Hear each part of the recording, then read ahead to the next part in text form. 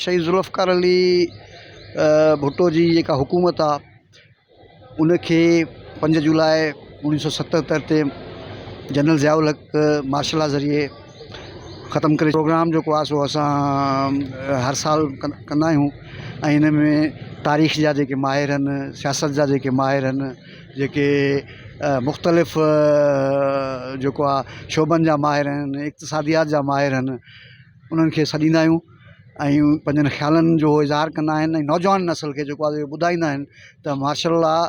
जा नुक़सान कहिड़ा आहिनि ऐं शहीद ज़ुल्फ़िकार अली भुट्टे जा कारनामा कहिड़ा आहिनि जंहिं हिन समाज में, हिन मुआशरे में, हिन सोसाइटी में जेको आहे सो हिकिड़ी नवाण पैदा कई, अवाम दोस्त सियासत खे मुतारफ़ करायो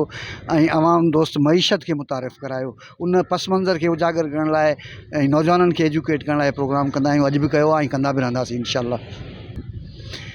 कानून जे शागिर्दनि खे त इन खां वॾो ॿियो पैगाम कहिड़ो थी सघे थो। शहीद ज़ुल्फ़िकार अली भुट्टो पाण बैरिस्टर हुया